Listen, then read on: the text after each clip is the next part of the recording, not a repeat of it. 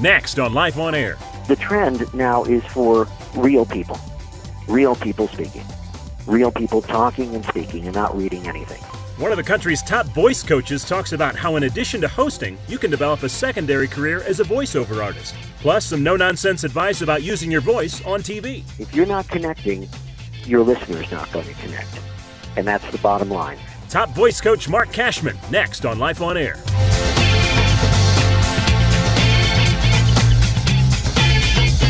Hey everybody, it's Tim Tialdo and welcome to Life on Air, the podcast for the TV hosting industry. And of course, it is my job to connect you with the experts and by doing so, help you learn everything you can about this industry to help you become the best host you can be. Now, one of the topics that I have not covered yet in all the podcasts that you guys have been listening to is that of voiceovers and voice coaching and just using your voice in general to be a host, because while what we do is so visual, and sometimes we talk about, just turn down the volume and watch somebody and you can see what kind of host they are.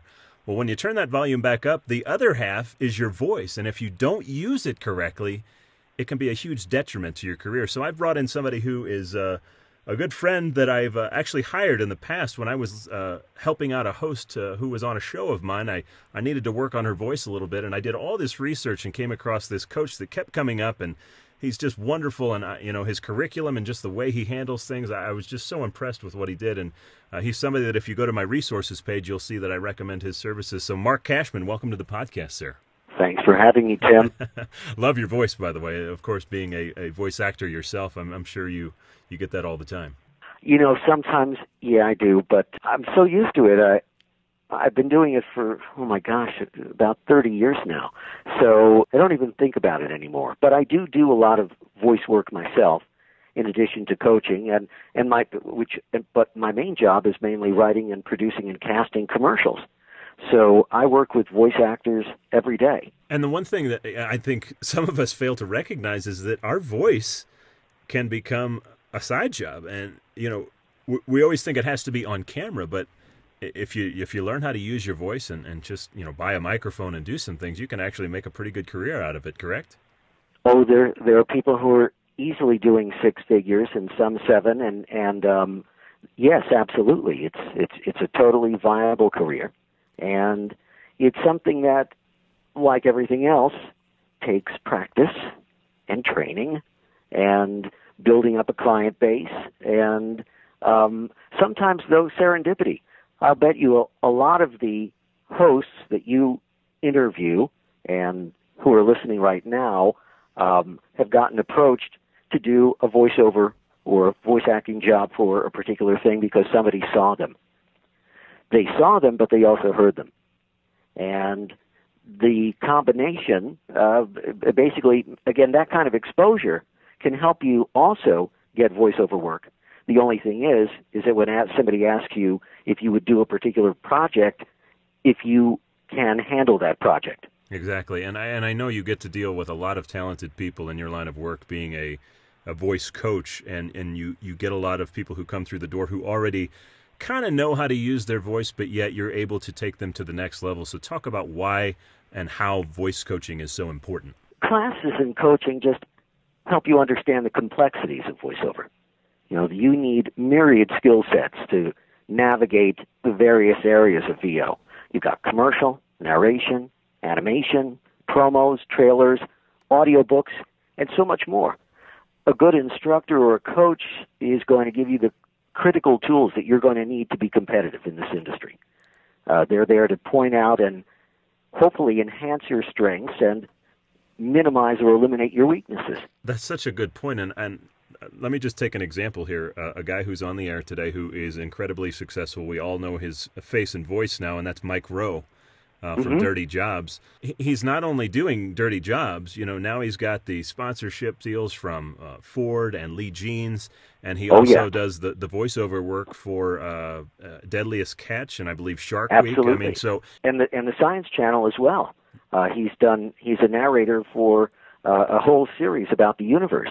He's a fabulous narrator because he's not only articulate and intelligent, but also very down-to-earth, very, very friendly. It's very, very easy to listen to his voice. If you closed your eyes while you were watching him, you'd still like him because of his voice. I think we get so caught in the script teleprompter world where everything is, a 30-second bite or a 10-second bite, or it's just a sentence with a period, and we kind of get caught in that almost robotic type way that we tend to voice things. So how do you kind of help people to get out of that? Well, I have a number of techniques to do that. It just depends upon what it is they're actually doing. The thing is that, when you're on the air, on camera, the skill sets involved in that are really amazing compared to voiceover. Voiceover actors, they don't have to worry about makeup and wardrobe and whether they're looking at the camera and whether they're hunched over or whether they're picking their nose or whatever. They're on camera. People are on all the time. They're on. But voiceover people, we can relax a little bit and we're anonymous. Voiceover is it's showbiz, but it's the anonymous side of showbiz. On camera is, well, it's showbiz. Whether it's news, whether it's sports, whether it's weather, whatever, whether it's an afternoon talk show, it's showbiz. It is showbiz. So, it's just one of those things where it just depends upon what it is you're doing and what it is you like to do.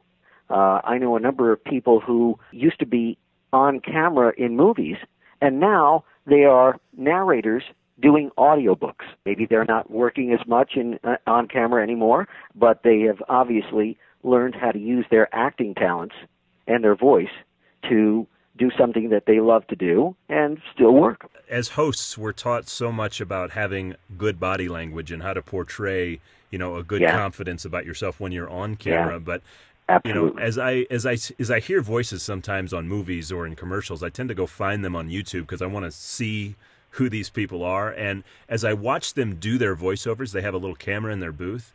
Yes. I notice that their body language is incredibly important as to how they sound and how they're able to project the things that they are. I mean, how do you teach people? How do you teach people about what body language to portray when you're voicing?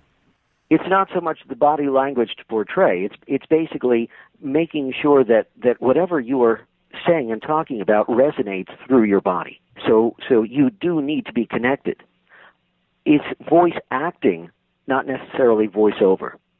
Voiceover is an area that I don't think requires a lot of acting, okay? E-learning type of things or announcing your legal copy and things like that.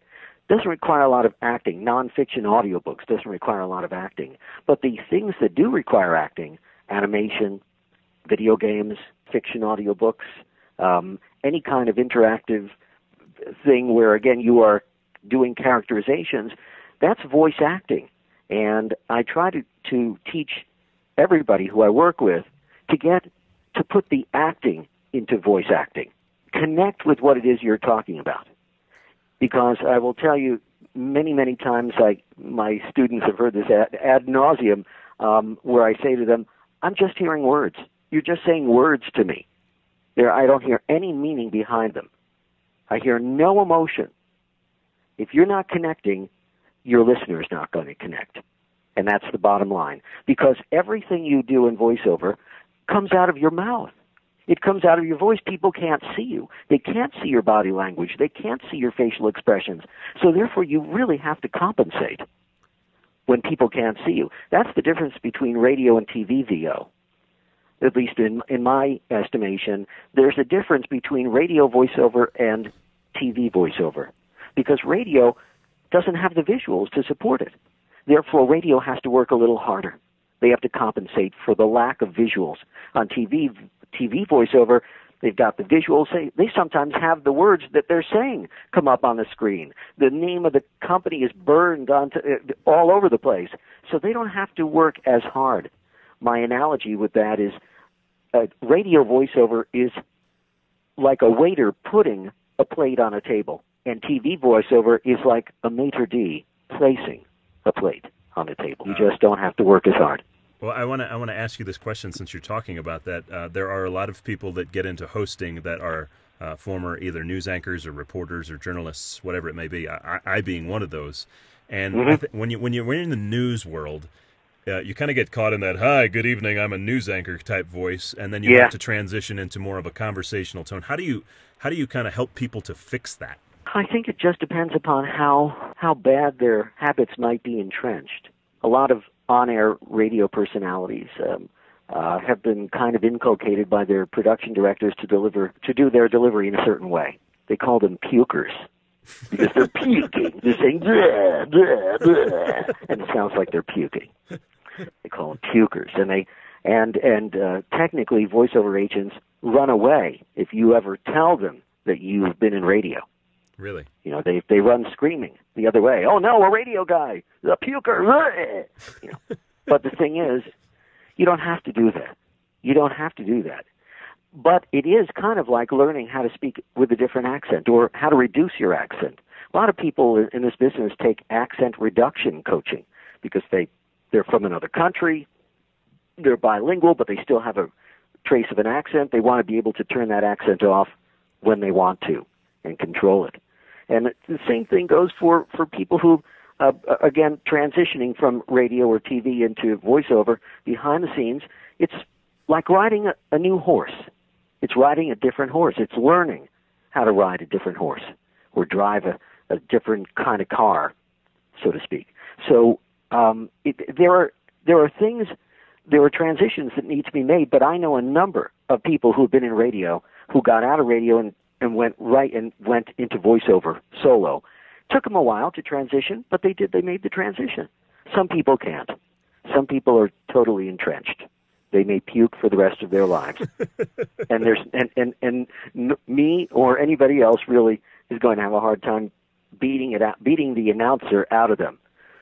When everybody thinks that they sound like Ted Baxter.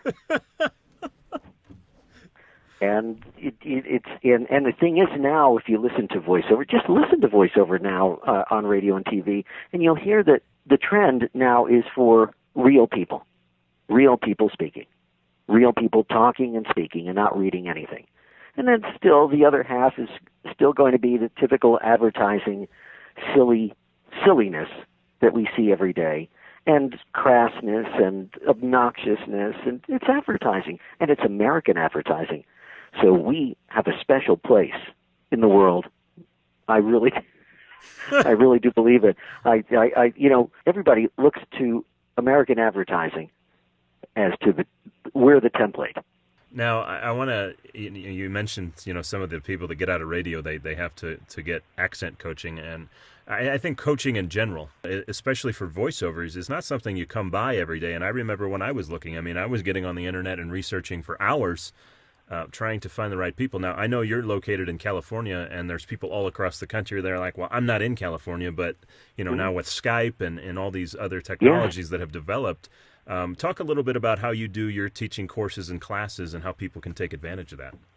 Okay. Well, basically, I have actual three-dimensional classes right here in Los Angeles where people come in and they study with me for 6 weeks at a time for 3 hours a session, usually on the weekends because a lot of them are working during the week. And we cover every area of commercial copy for radio and TV. And those classes are held in a commercial studio. Everything is recorded. Not only everything is recorded what people do in the booth, but what I say to them in between takes. So they can, and everything's dumped to a flash drive. They can take that home, listen, upload it, and listen back to their progress, hopefully that they made progress in the booth. Did they take direction? Were they listening? Were they delivering? Were they prepared? They'll hear themselves, and very objectively, and also hear my comments and constructive criticism in between takes to hopefully make the subsequent take better. And I do the exact same thing with people all over the world via Skype or via phone that I do in class, with the exception of in class there are 7 or 8 people in class that are taking up 3 hours. On the phone and via Skype with coaching, it's one-on-one. So you have me or I have you for an uninterrupted hour where we work on a number of different scripts. Everything is recorded, either via Skype or over the phone, freeconferencecall.com, great service, and it's free. everything's recorded. And this way, just like in class, people can listen back to the recording, to the entire session, and listen to themselves and get a really good objective sense of their voice, of their control, if they're making progress, listening, articulating, basically doing well. Well, I'm kind of hoping you meet more people, because I know there's a lot of people listening who are looking for a voiceover coach. So can you tell us a little bit about how to get a hold of you and best ways to learn about you? Absolutely. Again, I can't thank you enough for mentioning me in your book, and congratulations on your book. Thank you. That is a fabulous thing. I can't wait for the announcement on that, formal announcement on that. Thank you. Anyway, people can contact me at directly on my email, which is cashcomm, C-O-M-M, two M's, cashcomm at earthlink.net. They can call me directly, 661-222-9300, or they can go to my website, which is cashmancommercials.com. And if they forget all those, you can Google my name, Marc Cashman, M-A-R-C, Cashman, and an embarrassing number of pages are going to come up. But that's only because I've been around long enough to accumulate that many pages. It has nothing. Anyway, that's called search engine optimization. Way to go, Mark. That's true. This is true. But the bottom line here is, if you are interested in a career in voiceover, I'm probably one of the best people to talk to, because I don't BS people. I don't blow smoke up their butt, and pardon my French, and I don't take any BS. So I don't mollycoddle people. I don't sugarcoat things. This isn't for everybody, and I tell them that right up front. I don't want people to waste their time and their money on something that may not be for them. But if they want to explore this, if they want to dip their foot in the water and see, then I'm the best person in the world to do that with, because I'll get you on the right course, make sure you have a solid foundation, and as I said, what coaches are supposed to do, that is give you critical tools that you would need to be competitive in this industry if this is something you want to pursue, and to find your strengths and enhance them, and to find your weaknesses and try to diminish or eliminate them. That's my job. I'm right now working on virtual audits through Skype. I'm still trying to figure out that whole technology. There's all sorts of plans that I have, and you, Tim, will be part of that empire. That's right. I think we got a big future ahead, and we have to stay ahead of the technology, and that's part of the challenge of this industry. But Mark, I just want to thank you so much for sharing your stories, your knowledge, your expertise. I mean, this is exciting, and I know a lot of people are probably going to be contacting you very soon, so get ready to get flooded with phone calls if that's okay with you. From your mouth to God's ears. You got it. Well, Mark, thank you so much, man, and I'll be in touch with you very soon, so good to have you on the podcast. Thank you so much, Tim, and best of luck on your book. Hey, thanks so much. Once again, folks, that's Marc Cashman. You can contact him at his website, cashmancommercials.com. That's Cashman with one N at the end of his name there, cashmancommercials.com. And remember, folks, the only way to predict your future is to go out and create it. Now go do it. We'll see you next week.